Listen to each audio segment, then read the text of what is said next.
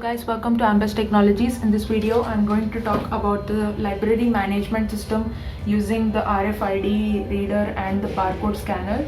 So the main aim of this project is to manage the library without by reducing the human effort of manually entering the book code into the system and registering it under the student's name. So coming to the components, we are using a regulated power supply which converts the AC voltage to DC voltage, and we are using an Arduino Mega which is based on Atmega 2560 microcontroller, and we are using an ESP8266 Wi-Fi module here, and this is an RFID reader which is scanning which is for scanning the RFID tags, and it is operated at the frequency of 1.75 megahertz to 13.56 megahertz. So it is operating in high feet and high frequency, and it can be the RFID tag can be detected up to range of 3 feet. So this is the barcode scanner, which is a laser barcode type scanner. So when the operation of this is inside it, there is a laser beam shot at the mirror, and the mirror moves within so that the laser sweeps across the barcode. So in a straight line it is going to sweep. So the photodiode captures the straight line, the reflected light, and converts it into the digital information. So the barcode type that we are scanning is a one-dimensional barcode. So unlike a QR code, which is a two-dimensional one, it can only detect the single one-dimensional barcodes.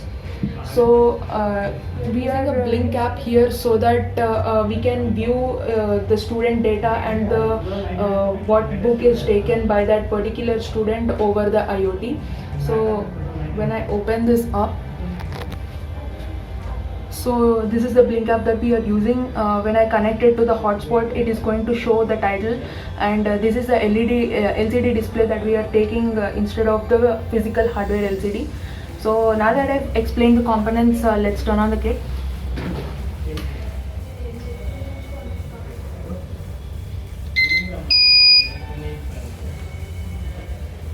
So initially we have to connect it to the hotspot in order to work the blink app. So we have to wait for some time until this red mark goes off.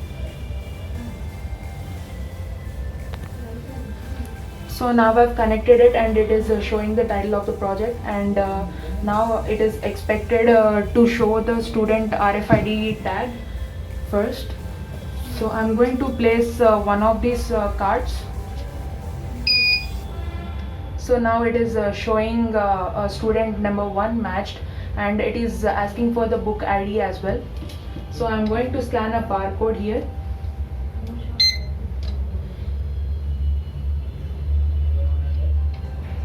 So we are going to wait for the loop to complete, and as soon as the loop has been completed, it is going to show that the book has been registered under Pawan, which is student number 1. So if the book, if we want to return the book again, then we have to scan the RFID card again. So now we are going to check for the second time, and now the loop will be run again.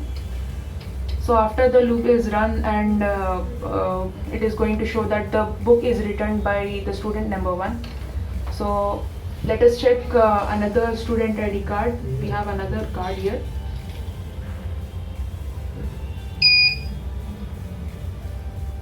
So now it is showing student number 2 name, and it is waiting for the book ID. Let's say we are taking another book here.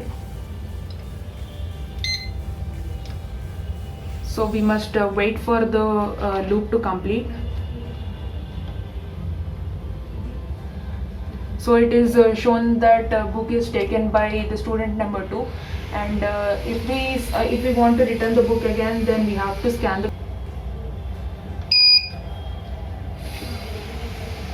and again we have to show the book.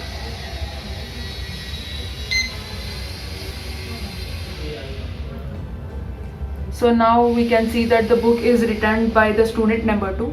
So that's the whole operation. Thank you guys for watching this video. For more videos, please subscribe to Ambas Technologies. Thank you.